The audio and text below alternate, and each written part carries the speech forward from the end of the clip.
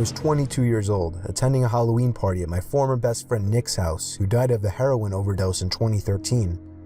Before his death, he would throw big Halloween parties every year at his house, as his parents routinely flew to New York every year to attend their own friend's party. He was always a big Halloween freak, so the whole house was littered with truly horrifying props that we all knew Nick spent way too much money on. He even put up giant walls of cardboard and covered them with wallpapers to create a haunted maze of sorts. I want to keep this story PG-13 rated, so I'll skip the weed, beer, LSD, and sex and get right to the part where things got bad. I'll admit, we weren't in our right minds. None of us were. Anyone who came to Nick's parties knew what went down. Me, Nick, and a few other guys, Vinny G, Joey, and Q, were upstairs in Nick's room smoking a bong when we heard two steady, loud bangs come from downstairs. Nick clumsily but panickingly rushed to open the door and see what was going on. There were sounds of screaming of both guys and girls. I remember quite clearly it sounded as if there were a crowd of people screaming for their lives down there. We all called Nick to come back in and shut the door. Even under the influence of drugs, we all knew what was going on. Nick ran back inside and shut the door quickly but also quietly, locking it behind him. He turned to us and had on the facial expression of someone who had just witnessed murder. "What did you see? What's going on?" we all shouted at him. He told us to hide before anything else. We all knew why. From that point on, we didn't ask questions. Nick hid the lights and hid in the closet with Joey, while I hid under the bed with Q, and Vinny G hid in the storage box. We could hear the blasting music from downstairs turn off, followed by a grown man screaming at everyone to shut up.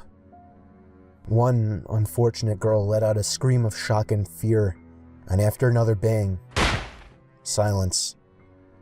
The man started shouting at everyone again, but personally I couldn't hear it too well, and I certainly as hell wouldn't remember exactly what he was shouting. We heard two other men shouting. By now there were a confirmed 3 intruders in the house, but there could have been more for all we knew at that point. We heard the sound of boots stomping up the stairs and then coming halfway down the hall and stopping outside the bedroom door.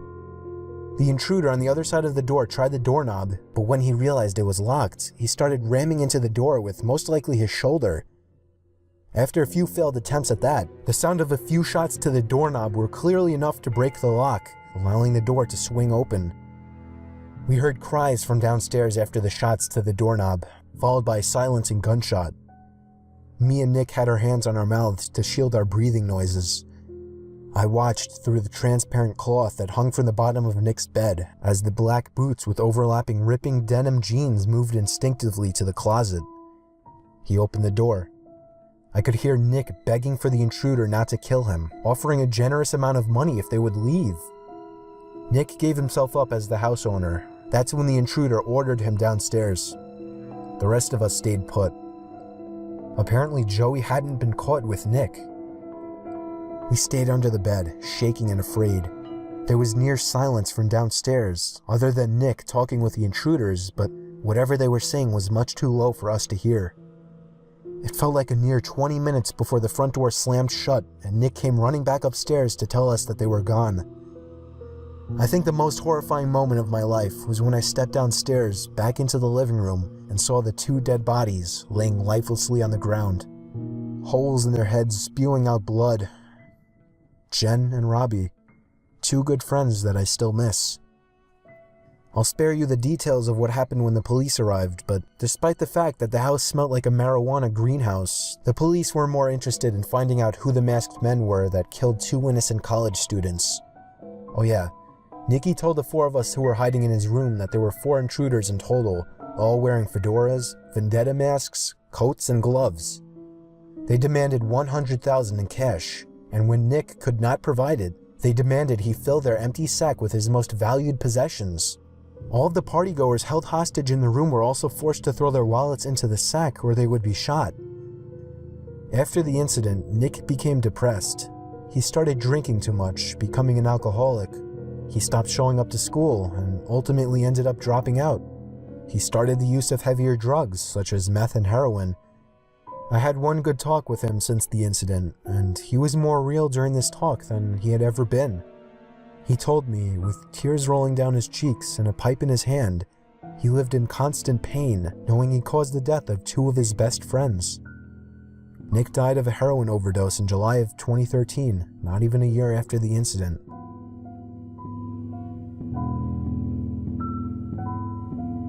It was my first Halloween living in my own house away from my parents. I live in a small corner house with a basement but no upstairs, a house my parents paid half for. It was 11 o'clock at night. I was sitting in the living room watching scary Halloween movies when I found myself getting up to answer a knock at the door. But then I stopped and thought, who could be at the door at 11 p.m.? Surely there were no more trick-or-treaters out. I had a pretty good feeling it was a late-night Halloween ding-dong ditcher, so I gave it a second, then I shot a glance to the porch through the window. They were gone already. Yup, ding-dong ditchers. I sat back down not thinking twice about it, and again, knocking at the front door. "Get lost," I yelled. I was not in the mood for punky kids. They ignored my demand and started pounding now, not just knocking. I was pissed now. I leaped up and swung the door open. No one was there once again. I slipped on my shoes and headed outside to begin searching the bushes for the kids, but there was nobody in sight. Not in the bushes, not behind my car, not across the street. I was done answering. I didn't want to feed into their fun anymore, so I went back inside, double-locked the door, and went to my bedroom, also locking that door, just to feel safer, I guess. Even over the TV, I could still hear the stupid kids pounding on my front door repeatedly. I was so close to calling the cops to get them away, but that would undoubtedly lead to my house being egged or teepeed. The pounding continued for an uncomfortably long time, more than half an hour. I thought these kids must be filming something for YouTube and were desperate for a reaction, but I wasn't going to give it to them. At some point I dozed off with the TV on, only to wake up to the knocking again. I looked at the clock. It was 2 in the fucking morning. How could those kids still be at it, I thought. I turned the TV off and sat up with my ears open. For a few moments, my heart completely stopped as I realized the knocking was not at my front door, but rather at my bedroom door. I jumped out of bed, looking around my room like a madman for something to use as a weapon. They knew I was awake now. They were trying the doorknob, trying to bust down the door. These weren't any kids. By some miracle, I came up with an idea. It was a long shot, but it was all I could think of. I turned on the receiver to my speaker system, plugged in my iPhone, brought up the YouTube app, typed in 45 gunshot sound effect, turned on the volume and pressed play. The sound of a gunshot echoed out of the speakers. It sounded real enough. I paused the video after the first shot and yelled, "That was a warning shot. Leave now or I won't hesitate to shoot you in the head." And it worked. I heard 2 pairs of footsteps stomping over my wood floors and out the front door. I gave it a moment before opening my bedroom door and peeking outside. They were gone, but the front door was left wide open. I quickly shut it, called the police, and that's where my story ended.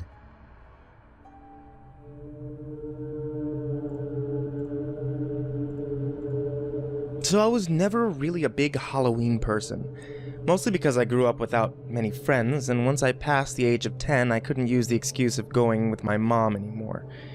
And it's not like I had friends to go with. So this last Halloween, I was 14 years old. I do have a little sister who's only 8, so my mom went trick-or-treating with her. My one really good friend, Steve, already had plans and I didn't want to impose, so it didn't seem like I'd be trick-or-treating this year. I felt a tiny part of me explode with happiness on the inside when my mom asked me to stay home and hand out candies. Now I felt like I had a job to do that didn't involve me trick-or-treating alone like a loser. My mom left with my sister at about 6 o'clock, about an hour after she got home from work. She told me to expect her back around 9, so I was relaxing on the couch in the living room, watching the scary movie marathon on AMC, and occasionally answering the door to give candy to the kiddies. And while doing that, the kitchen phone began to ring. I remember the ringer was set so loud it actually made me jump. I picked up the phone, and the other end remained silent, except for a bit of fumbling and background noises. Sounds you'd expect when somebody's holding a phone. I think I said hello about 5 times before the person on the other end hung up. I just knew it was somebody pulling a Halloween prank call on me. What else could I do but ignore it? That worked well enough for the next few minutes of watching TV, answering the phone until the phone rang again. Same unknown number coming up on the caller ID. I wanted to see where this was going, so I picked it up once more. This time I could hear a very faint breathing on the other end. "Alright, Steve, I know it's you," I said into the phone. They hung up. By this point, I didn't want to say I was scared, but I was for sure a bit uneasy. It was a long time before that phone rang again. It was getting later, darker, and the doorbell seemed to be ringing less and less. I was watching the original Friday the 13th when it happened again. The sound of that phone ringing had become sickening, as I knew who it would be, or rather, I didn't. For some reason, I gave in again and picked up. And once again, silence. Other than the faint breathing and fumbling of the phone. It was like this for almost half a minute before they finally spoke in an exaggerated deep voice. "I'll be paying you a visit tonight." I had enough of this joke.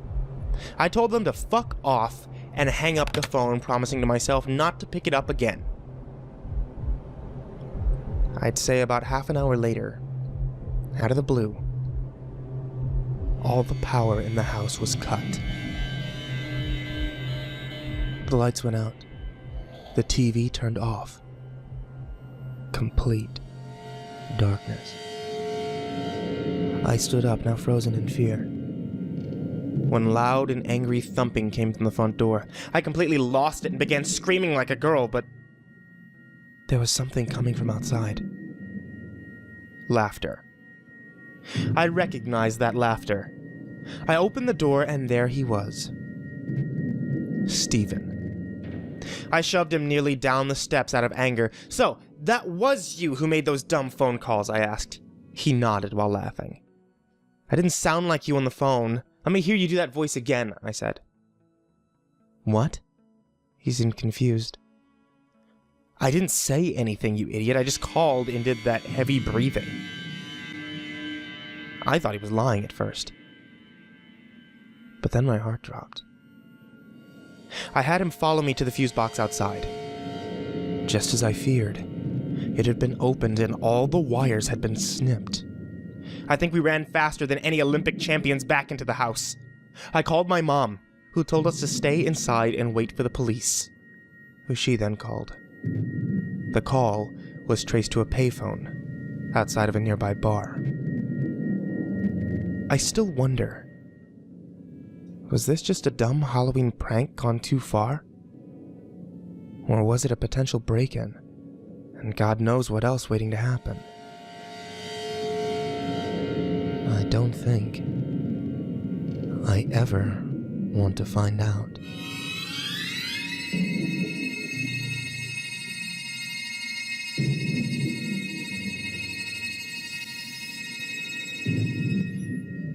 When I was younger, my friends and I went trick-or-treating every year. This one particular year, as we were trick-or-treating, we passed a man who stood still with a mask on, holding a lantern. As we walked past him, he turned his whole body around and followed us with his eyes. We were creeped out, but there were plenty of people around, so we made our way to the next house. My friends and I saw him over and over again, as we made our way from house to house, and he seemed to be following us in typical horror story form. We walked so slow, we couldn't figure out how he kept up with us. At one house, when we hadn't seen him for a while, we got our candy. As we turned around to walk back to the street, the masked man stood in the road waiting for us. Immediately, we knocked back on the door and told the owners of the house about it. The masked man continued walking down the street, and we didn't see him again that night. Later on, an adult friend of the family told us he saw a masked man hiding behind a tree, waving little kids over, and he only backed off when he threatened to call the police.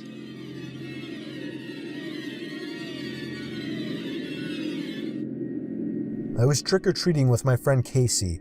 We were both 11 years old at the time. We were walking across a small wooden bridge over a small river that many called Jack Winkle River when a black Jeep pulled up on the other side of the bridge, basically blocking our way. We turned around and hurried away. We were the types of kids to obey the stranger danger rules. We could hear the windows of the Jeep rolling down, and a man with a raspy smoker's voice called for us to come back. He was yelling for help, asking us for directions.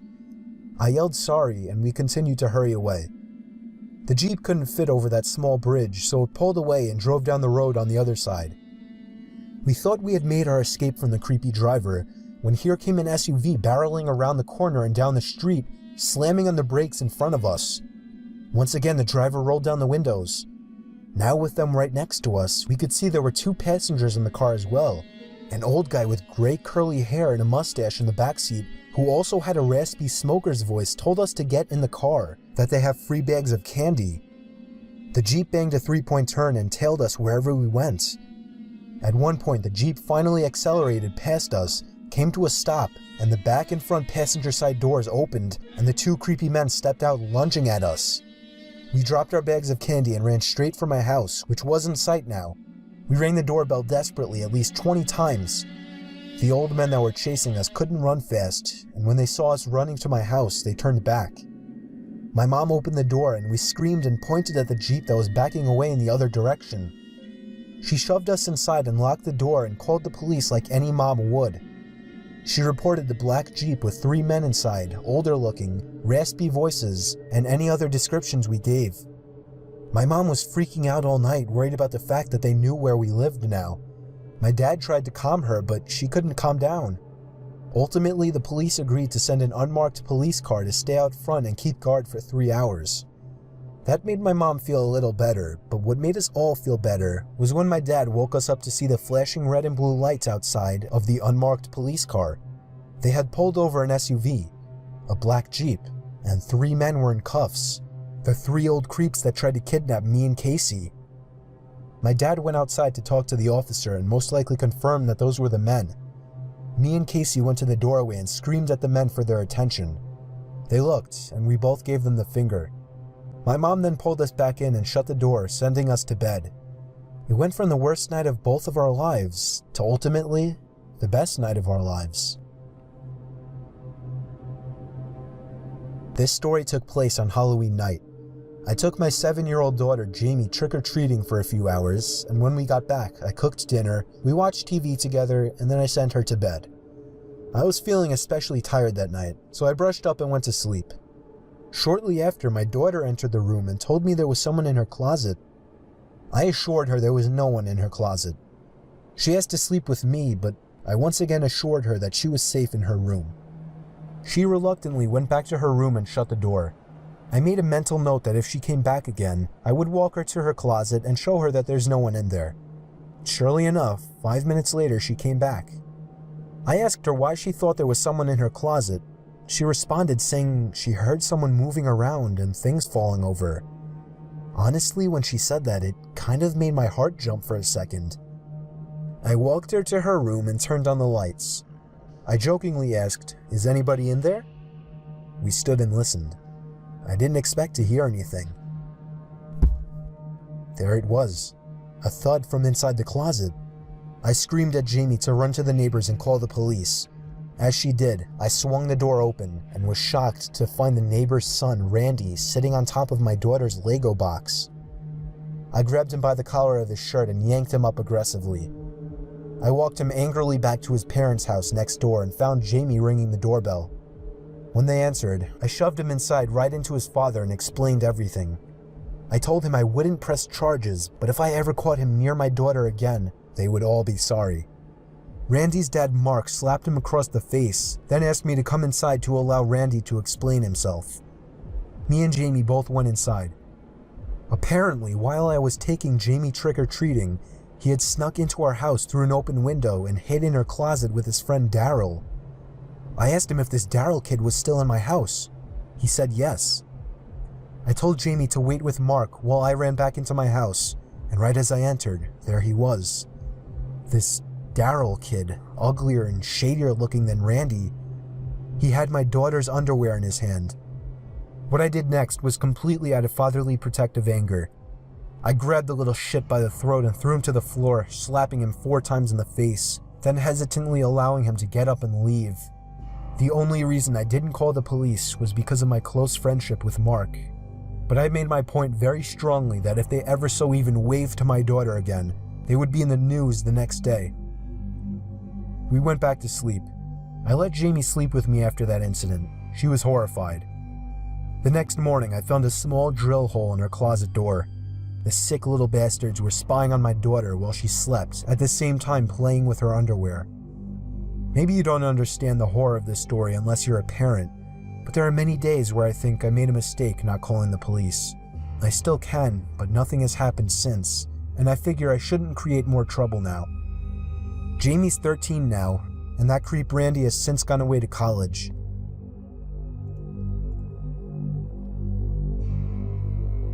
We had just moved into our large new house in Mississauga, Ontario, in an area called Winston Churchill. It was Halloween night, and my parents, my 4 other sisters, my brother and I were unpacking our stuff in our new bedrooms. We had just finished and were talking to each other about leaving our old schools and friends behind. My mother called us to do chores. I was really tired since it was 11:30 at night, way past the trick-or-treating buzz, and we had to do chores now? It seemed to take forever, but when I was done, I decided to go to my bedroom and get some sleep. I heard what sounded like footsteps in the upstairs hallway. Thinking it was my brother or sister, I got up to shout at them for bothering me while I was sleeping, but there, as far as I could tell, there was no one there. I rushed down to the basement where my parents, sister, and brother were considerately working. I asked them all if they had been upstairs, and they replied no. Now I was getting pretty freaked out, but I had to believe it was just my imagination and shrugged it off as if it had never happened. I went back to my bed, which was now freezing cold. I had to put on a sweater. It was just too cold. I woke up in the middle of the night around 12:30 a.m., after everyone had gone to sleep. I heard this loud banging sound that seemed to be coming from my parents' bedroom. I thought it might be my brother or sister waiting to get a drink of water, but was too scared to go alone. I was wrong. The banging continued, getting louder by the minute. I couldn't get to sleep, so I decided to check it out. I walked into the hallway, and believe me, there was no one there. As I walked in, the banging seemed to stop. I stared at the door, only for a quick moment before deciding to go back to bed. After a couple of minutes, the banging started again. Now I was totally chilled to my very last bone. I tried to sleep again, but I couldn't. Very typical of me. The door to my bedroom creaked open, as if someone were pushing it lightly. But it was too dark to see who or what could have caused it. Hey, what the hell are you doing? Who is it? Let me go back to sleep. Very light footsteps began to move closer to my bed. I thought it was one of my sisters, until I turned onto my side after the footsteps stopped and saw a figure standing next to my bed. A figure at least 7 feet tall. I choked the urge to scream. Nothing came out. I lay there in unimaginable horror as the figure finally said, "Boo." That was when I screamed at the top of my lungs and covered my eyes, when my parents thrust open the door to my room and flicked on the light. There was no figure there. There was no figure by my bed. I cried out everything to them, the thumping, the figures. My siblings came into the doorway and watched me freak out. I asked my parents if they heard the knocking on their door. Surely they must have. It was their door after all. But they said there was no knocking. Not that they knew of. They all looked at me like I was crazy. But I know I'm not. You can't just imagine something like that. something so real.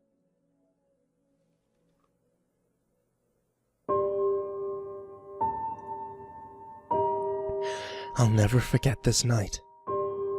I know I won't. It was a few years ago, Halloween night. We were all 20 years old. Right at that age, where going to haunted house attractions is one of the best things to do on Halloween. The attraction was called Scare House Journey to the Basement or something. It was only open for 4 straight years in our town. It was never heard of again. This was its 4th and final year of operation. It was a very high quality and surprisingly scary haunted house. One of the best ones I've been to. This was not a tour guided attraction. It was a group exploration attraction. Basically, a maze where the only way out was to make your way to the basement. Find one of the keys, then find the exit and use the key you found to unlock the door. It was a very unique haunted house, that's for sure. Unfortunately, it wasn't a good night for us. And you're about to learn why. We started out in the living room of the house. To give as much detail as I can about the room, there was a giant open coffin sitting right smack in the middle of the room. There were very convincing spiderwebs covering just about every inch of every corner of the room. All the furniture was antique and dusty looking, and of course, blood was stained on the creaky wood floor. We could tell right away this haunted house was going to be great. The next room was the dining room. That was where things got creepy. The rooms following the dining room were all very dimly lit by artificial lanterns hooked onto the walls. On several occasions, actors jumped out at us in horrifically convincing costumes as expected. And yet they still got me every time.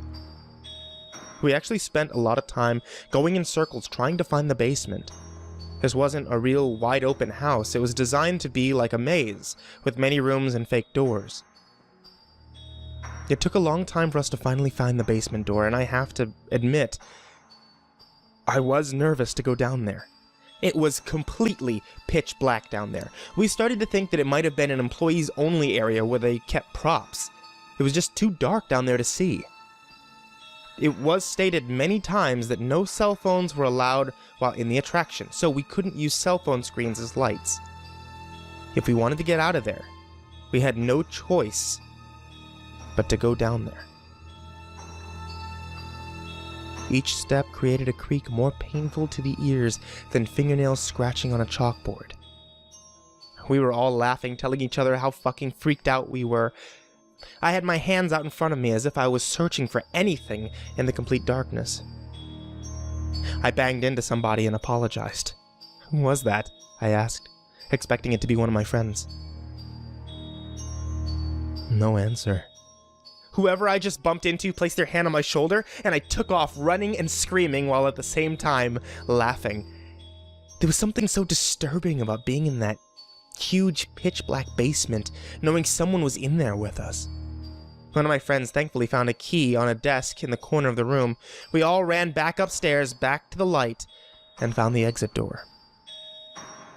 The actual experience and process of getting through that maze of a haunted house was much longer than my story makes it out to be, but that's not where things got horrifying. Right outside the exit door was a small bin with a sign that said, "Drop keys here, please." That's how the staff would collect the keys and bring them back down to the basement. Halfway off the premises of the haunted house, the exit door opened, and a really tall person dressed in a black robe and bloody pig mask stepped out and started following in our direction. He, or she, though it was most likely a he, so I'll refer to them as a he, appeared to be one of the staff members for the attraction. As we walked further away from the attraction, so did the guy in the costume. It seemed to all of us that he was following us by this point. One of my friends called. "We don't have the key if that's what you want. We dropped it in the little bin." But that didn't do the trick. As a joke, we started running just to see if he would too, and he did. We stopped, and so did he. We stood still, and so did he. At first it was funny, maybe it was just a joke, but as we got closer to my friend Eddie's house, we were starting to discuss if we should reveal where he lives to this guy. He had been following us for at least 5 blocks now, so if it was a joke, it had gone far enough. Eddie's parents were both home, so we felt safe to go inside. Apparently, Eddie's front door was broken, whatever that meant, so we had to go run back. We jokingly waved at the douchebag still following us and walked to Eddie's backyard, shutting the gate behind us. Wiping our feet on his welcome mat on the back door, we heard the gate open. The man emerged from behind the side of the house and began walking towards us once again. This time, much faster. Eddie opened the back door and called to his dad, telling him to get his gun. This seemed to grab the masked man's attention. He slowed down, turned his head to face Eddie. Eddie's dad emerged, angry as hell, and aimed his pistol at the masked coward. He raised his hands up and cried out for him not to shoot, that he's only 27. Eddie's dad told him to get lost and never come back. And the next time, he wouldn't think twice about pulling the trigger. Personally, I wish Eddie's dad had made the guy get on his knees and take off the mask, then call the police. That guy got off too easily. For all we know, he could have been armed as well.